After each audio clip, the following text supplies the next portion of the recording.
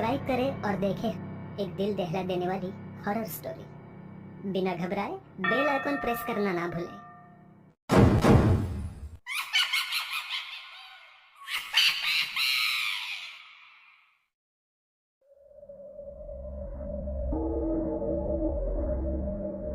इस कहानी के लेखक हैं संजय कांबले। रात के लगभग 8 बज चुके होंगे। दौड़ते हुए कदमों से पोस्टमार्टम करने वाले मारुति राव पोस्टमार्टम कमरे की ओर चलने लगे। बहुत सालों का पोस्टमार्टम का अनुभव ही उनकी पहचान थी। कभी कभी कुछ शव ऐसे होते थे जो पुलिस भी नहीं देख पाती थी। ऐसे शवों का पोस्टमार्टम मारुति राव बिना हिचकिचाहट करते थे। बारिश के पानी से भीग के फूला हुआ शव हो या कई दिनों का सड़ा हुआ शव हो, मारुति राव बिना डरे उन शवों का पोस्टमार्टम करते थे।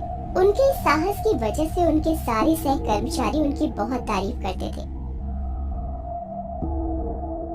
इसी खासियत की वजह से अस्पताल के सीनियर डॉक्टर सावंत के साथ उनकी अच्छी दोस्ती थी। चलते चलते मारुति राव के दिमाग में कल रात की सावंत साहब के साथ की हुई बात घूम रही थी।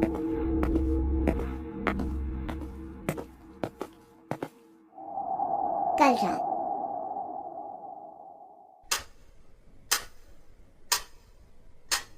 लगभग 11 बजे थे। मारुति राव अपने सोफे पर बैठे हुए थे।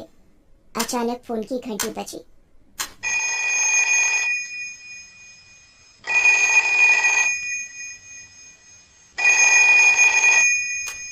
घड़ी की ओर देखते हुए मारुति राव ने फोन उठाया।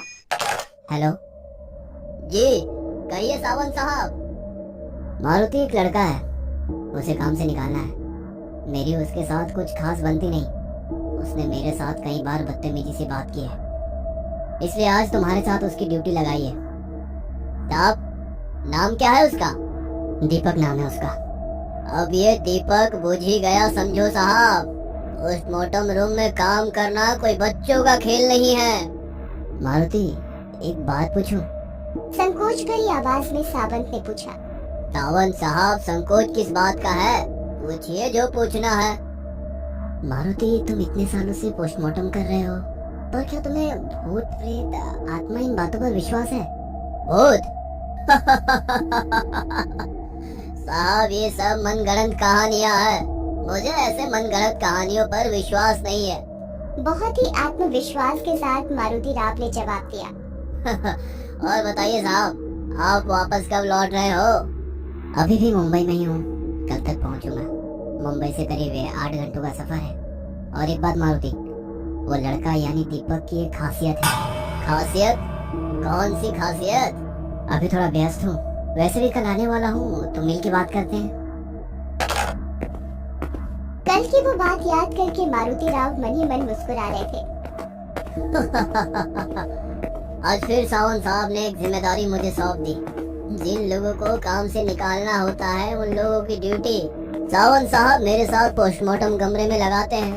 यानी कि वो खुद काम छोड़ देते हैं, उन्हें निकालने की नौबत ही नहीं आती है। चलते चलते मारुति राव पोस्टमार्टम कमरे के पास पहुंच गए। वहां 24-25 साल का एक लड़का खड़ा था। सामने टेबल पर सफेद कपड़े के नीचे एक शव भी था। नाम क्या है तुम्हारा? सर दीपक। दीपक, पोस्टमार्टम करते हुए भूल मत जाना दीपक। मारुति राव ने अपनी पोशाक पहनी और दीपक से कहा।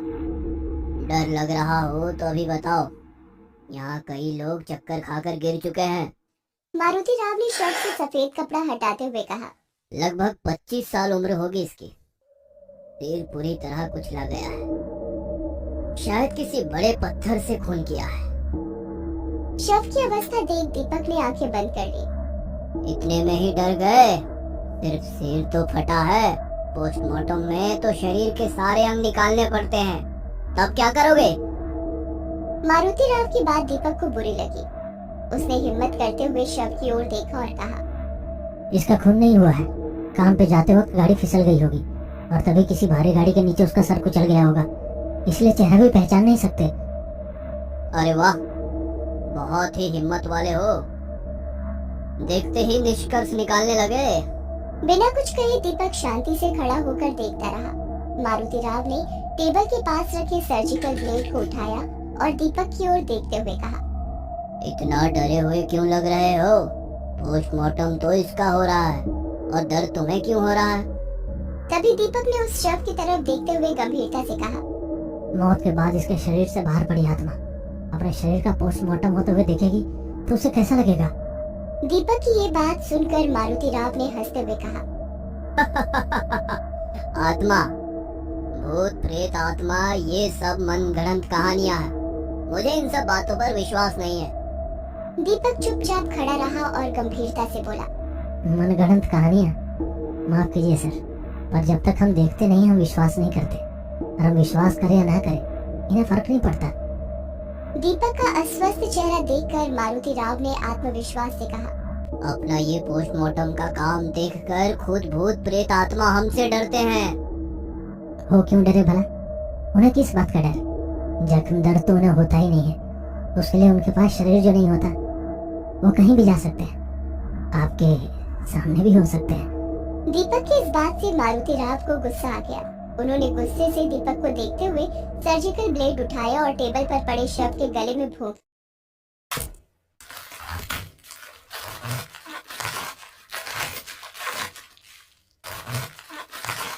ये सब नजारा देखकर दीपक की आंखें फटी की फटी रह गईं। उसके चेहरे का रंग ही उड़ गया। दीपक के चेहरे का उड़ा रंग देखकर मारुति राव ने उस शव के शरीर के अंदर हाथ डाला और शरीर के कुछ अंग बाहर निकाले और कहा, इसके फेफड़े की हालत देखी, दारू सिगरेट का परिणाम है। अपनी तिरछी नजर से दीपक की जेब से ऊपर निकली सिगरेट के पैकेट को देखते हुए मारुति राव ने कहा, तुम्हारे फेफड़ों का भी यही हाल होगा। लगे हाथ उनकी भी जांच करे क्या? मुस्कुराते हुए उन्होंने कहा, पर दीपक बिना कुछ कहे चुपचाप खड़ा रहा।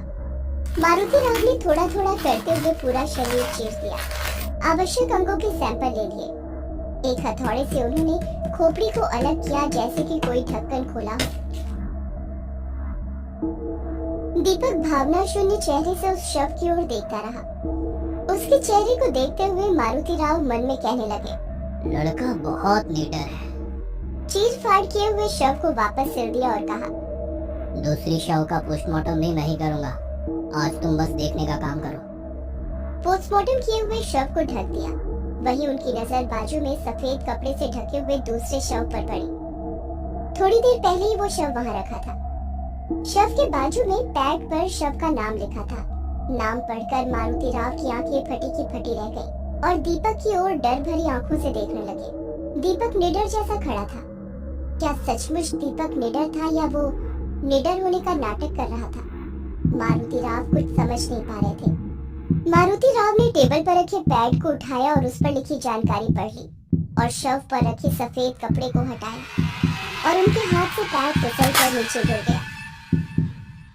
इतनी देर आत्मविश्वास दिखाने वाले मारुति राव के चेहरे का रंग उड़ गया था। वो झट से टेबल से दूर हो गए। उनके चेहरे पर अजीब सा डर था।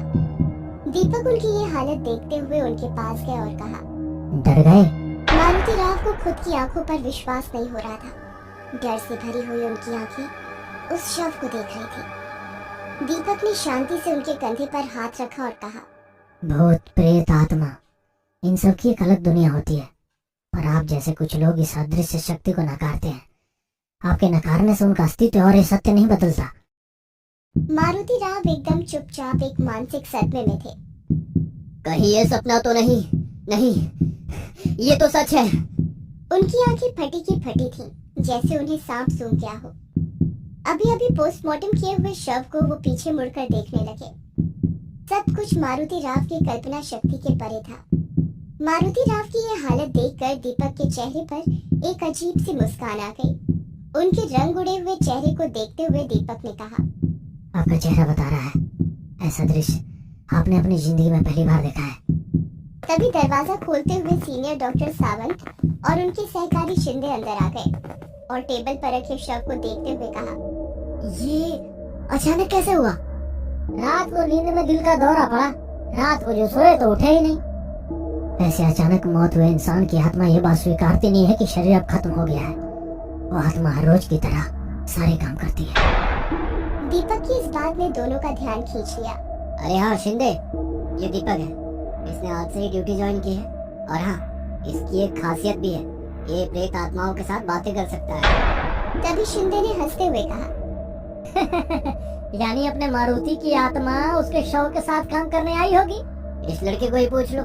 वैसे तो मेरा भूत प्रेत आत्मा इन सब मनगढ़ंत कहानियों पर विश्वास नहीं। टेबल पर रखे दोनों शव का पोस्टमार्टम कर दो शिंदे। तभी दीपक ने टेबल पर रखे मारुति राव के शव का चेहरा ढक दिया और सावंत साहब के पीछे आधी खुली खिड़की की ओर देखते हुए कहा, मारुति राव भी इन मनगढ़ंत कहानियों पर कहाँ विश्वास करते थे। दीपक की ये बात सुनकर सावंत साहब सुन्न हो गए। उन्होंने उसी खुली खिड़की की ओर देखा जहां दीपक देख रहा था। तभी एक ठंडी हवा का झोंका खिड़की से अंदर आया।